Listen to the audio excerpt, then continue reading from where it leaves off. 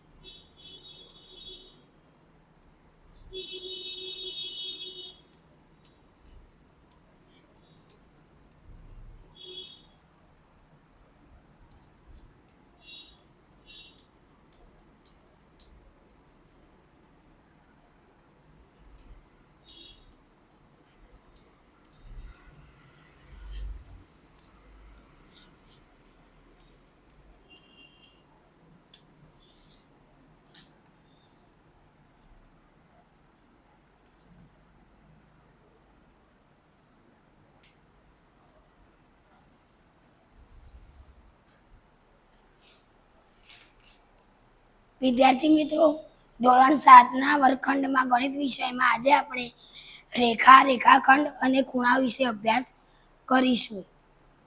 રેખાખંડને 2 અંત્યબિંદુઓ હોય છે.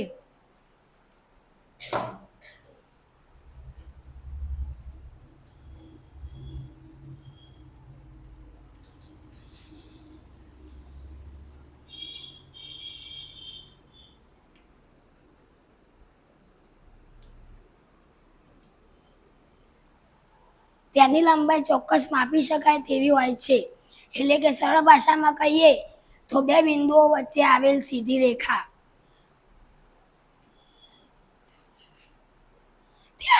ત્યારબાદ આ રેખાખંડના બંને અંત્યબિંદુઓને અનંત સુધી લંબાવીએ તો રેખા બને.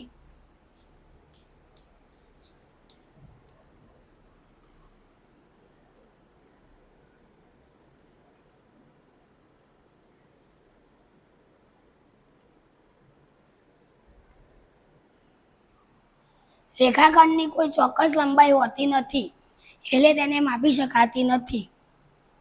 કિરણને એક જ અંત્યબિંદુ હોય છે, ત્યાંથી તે શરૂ થાય છે. ઉદાહરણ તરીકે સૂર્યમાંથી નીકળતા કિરણો જે સૂર્યમાંથી ઉત્પન્ન થઈને અનંત સુધી જાય છે.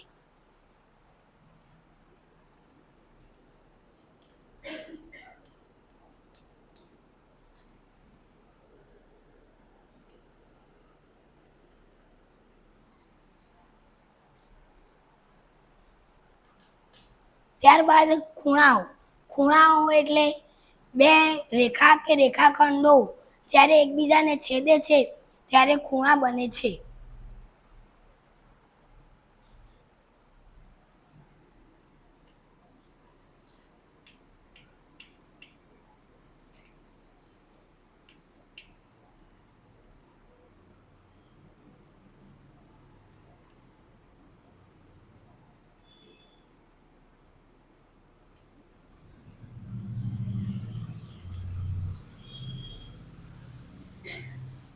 આ 2 રેખાખંડો કે રેખાઓ જે બિંદુએ છેદે તેને શિરોબિંદુ કહે છે.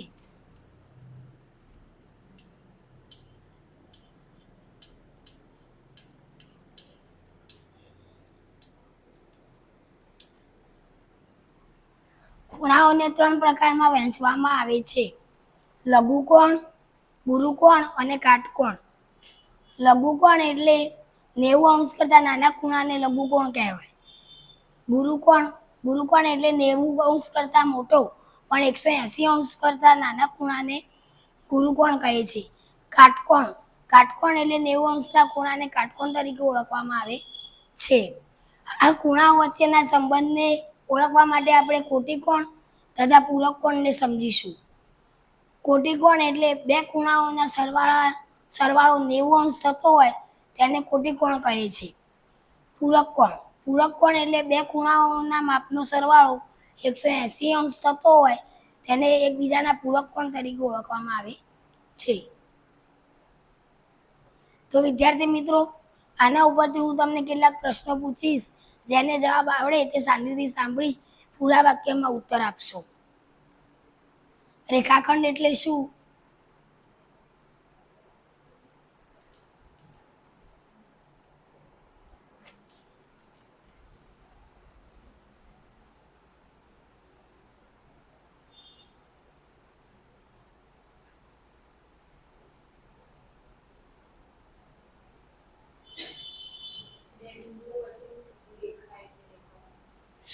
સરસ. રેખાખંડને કેટલા અંત્ય બિંદુઓ હોય છે?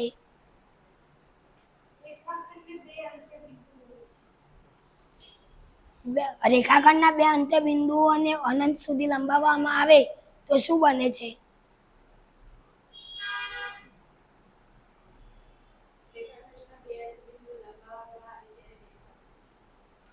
કિરણને કેટલા અંત્ય બિંદુઓ હોય છે?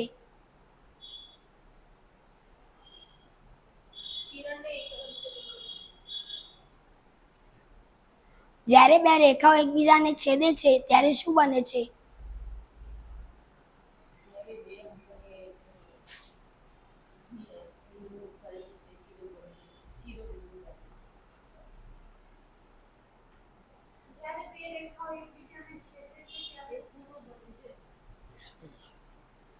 નેવું અંશ કરતા નાના ખૂણાને શું કહેવાય?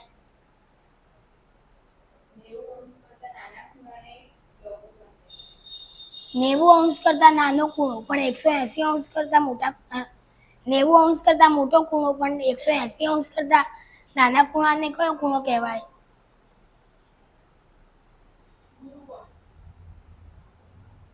પૂરા વાક્યમાં.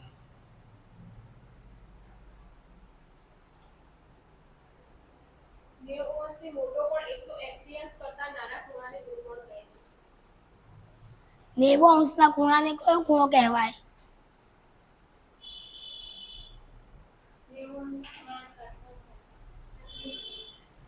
વિદ્યાર્થી મિત્રો, આજે આ ગણિતના વર્ગખંડમાં આપ સૌએ મને જે સાથ સહકાર આપ્યો તે બદલ આભાર.